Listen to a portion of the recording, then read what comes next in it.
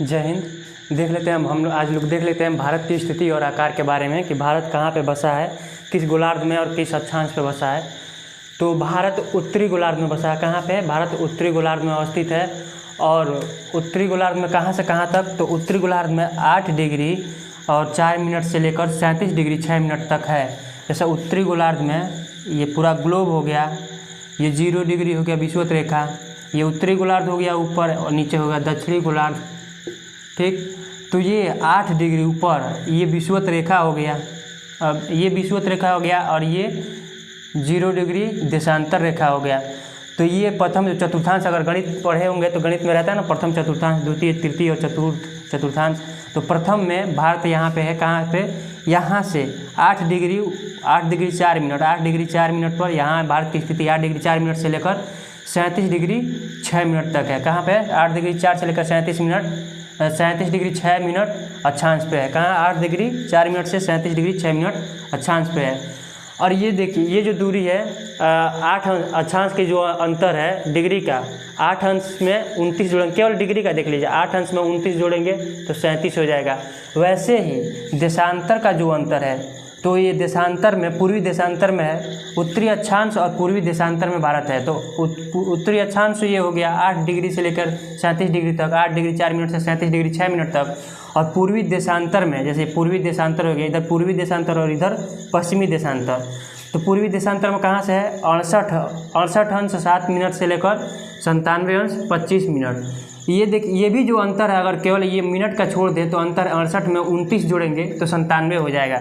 जैसे यहाँ पे ये अक्षांश, जो अक्षांश में 8 से 37 हुआ है, तो अंतर कितना का है 8 से 37 के बीच में? केवल ये अक्षांश, केवल डिग्री देखेंगे, अक्षांश देखेंगे, मिनट छोड़ देंगे, अंश देखेंगे केवल, तो 29 जोड़ेंगे। कितना जोड़ेंगे?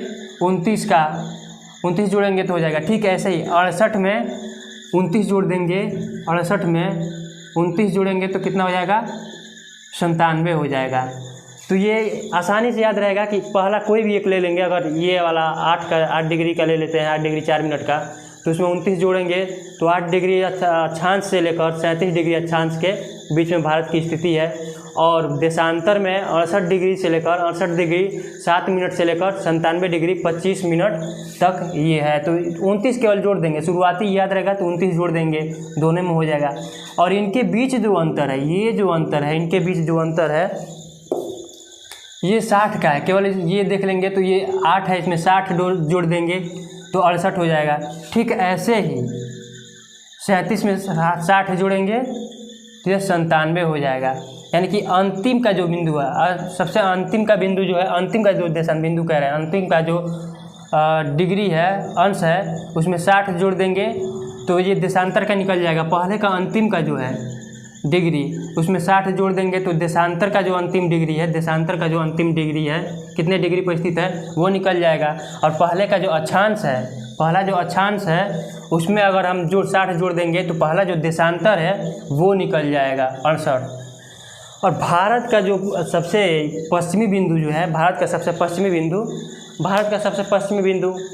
सर्करिक है। भारत का सबसे पश्चिमी बिंदु सर्करिक है। सर्करिक है। ये कहाँ पे है? तो ये गुजरात में है। सर्करिक कहाँ पे है? यहीं पे, यहाँ गुजरात जो है वहाँ पे भारत का सबसे पश्चिमी बिंदु सर्करिक गुजरात में है। और भारत का सबसे पूर्वी बिंदु किबुतु है। वो कहाँ पर है? पूर्वी बिंदु किबुतु है। वो कहाँ पे है? अरुणाचल प्रदेश में है। कहाँ पे है? अरुणाचल प्रदेश में।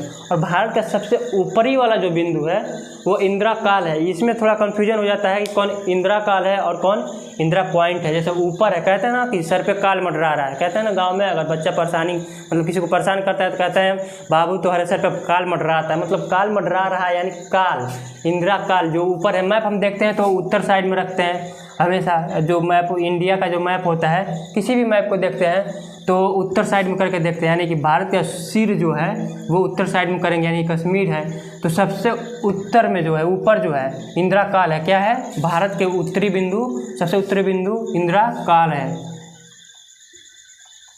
इंदिरा काल उत्तरी बिंदु कहाँ पर है ये? तो ये लद्दाख का एरिया है, लद्दाख में पड़ता है। और भारत का दक्षिणी बिंदु जो है यहाँ पे आ जाएगा। यहाँ एक निकोबार द्वीप पर है, निकोबार द्वीप में भारत का दक्षिणी बिंदु। निकोबार द्वीप में है कौन सा, उसका क्या नाम है, इंदिरा पॉइंट, इंदिरा बिंदु, इंदिरा बिंदु। ये निकोबार में, कहाँ पे है, ये निकोबार में। लेकिन 2004 में जो सुनामी आया था, 2004 में जो सुनामी आया था उसके वजह से ये बिंदु जलमग्न हो गया है। तो अब ये है नहीं, मतलब ये जलमग्न हो गया है, जल में समाहित हो गया है, तो ये बिंदु अब है नहीं भारत का। और भारत का जो ये पश्चिमी, सबसे पश्चिम से लेकर पश्चिम से पूरब के जो बीच की जो दूरी है, अक्षांशीय दूरी, वो है 2933 किलोमीटर। यहाँ से ये जो दूरी है भारत का 2933 किलोमीटर है अक्षांशीय दूरी। और देशांतर का जो दूरी है, भारत का देशांतर का जो दूरी है, ये जो दूरी है यहाँ से लद्दाख से ऊपर जो लद्दाख है और यहाँ कन्याकुमारी तक, ये है 3214 किलोमीटर है। ये जो दूरी है 3214 किलोमीटर है।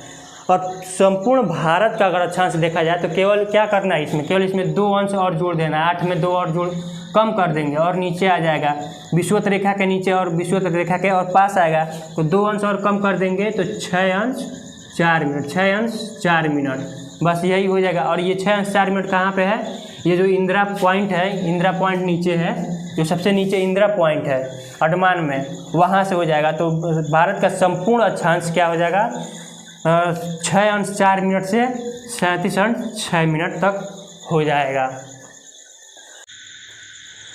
आकार की बात कर लें तो भारत विश्व में क्षेत्रफल के दृष्टि से 7वें स्थान पे है।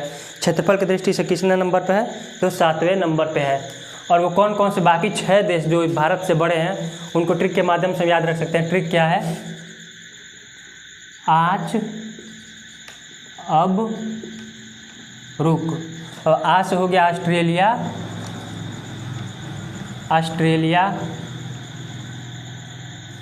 च से हो गया चीन, अ से हो गया अमेरिका, और ब से हो गया ब्राज़ील,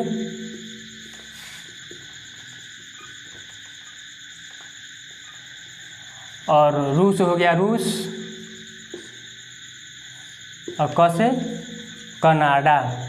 तो बाकी ये जो 6 देश हैं भारत से क्षेत्रफल में बड़े हैं, ये जो 6 देश हैं, ट्रिक याद रखिएगा, आज, अब, रुक। इससे पता चल जाएगा, मतलब इस ट्रिक से हम जान सकते हैं, आसानी से नाम जान सकते हैं कि भारत से क्षेत्रफल में जो बड़े देश हैं कौन कौन सा है। आ से हो गया ऑस्ट्रेलिया, च से चीन, अ से अमेरिका, ब से ब्राज़ील, रू से रूस, और क से कनाडा। यानी क्षेत्रफल के दृष्टि से बाकी यही 6 देश भारत से बड़े हैं। और जनसंख्या की दृष्टि से भारत पहले स्थान पे है। जनसंख्या की दृष्टि से भी देख लेते हैं भारत का स्थिति क्या है।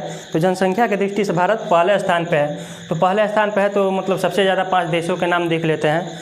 तो 5 देश हो जाएंगे। आपका ट्रिक हो जाएगा 22 इंच। ट्रिक क्या हो जाएगा, जैसे ये भी एक ट्रिक है क्षेत्रफल की दृष्टि से, इसको याद रख लीजिएगा। और एक और ट्रिक हो जाएगा जनसंख्या की दृष्टि से। जनसंख्या में भारत पहले स्थान पे हो गया है अब। तो ट्रिक है 22 इंच। यानी बास हो गया आपका ब्राज़ील, ई से हो गया इंडोनेशिया,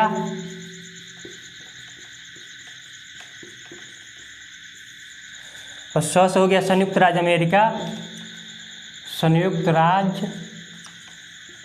अमेरिका, और ई से अपना देश इंडिया,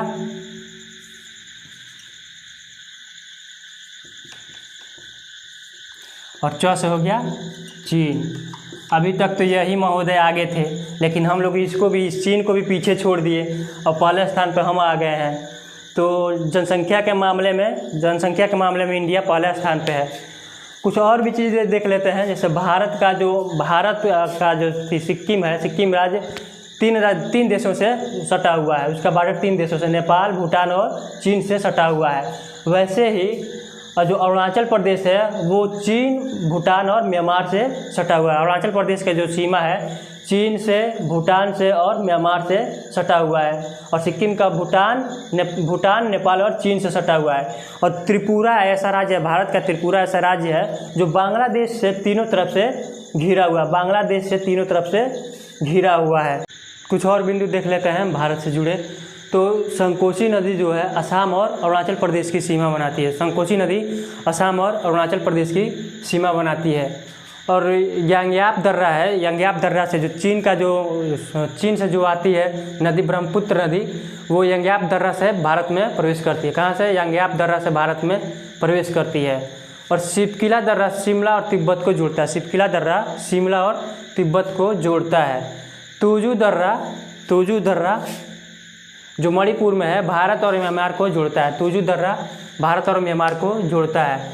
यहाँ जो भारत और म्यांमार को जोड़ता है, मणिपुर में है तुजू दर्रा यहाँ पर। तो भारत और म्यांमार को कौन जोड़ता है? भारत और म्यांमार को तुजू दर्रा जोड़ता है। काराकोरम दर्रा जो लद्दाख में है, वो भारत की सबसे ऊंची चोटी है, मतलब भारत का सबसे ऊंचा दर्रा है। भारत का सबसे ऊंचा दर्रा, ऊंचाई पर दर्रा या सबसे ऊंचा दर्रा काराकोरम दर्रा है। बनिहाल दर्रा श्रीनगर और जम्मू को जोड़ता है। बनिहाल दर्रा श्रीनगर और जम्मू को जोड़ता है। और बुर्जिल दर्रा गिलगिट और श्रीनगर को जोड़ता है। बुर्जिल दर्रा गिलगिट और श्रीनगर को जोड़ता है। तो ये भारत की स्थिति और आकार से जुड़े कुछ प्रश्न थे जिसको आप याद रखिएगा, एग्जाम दृष्टि से बहुत कामदायक होंगे। जय हिंद।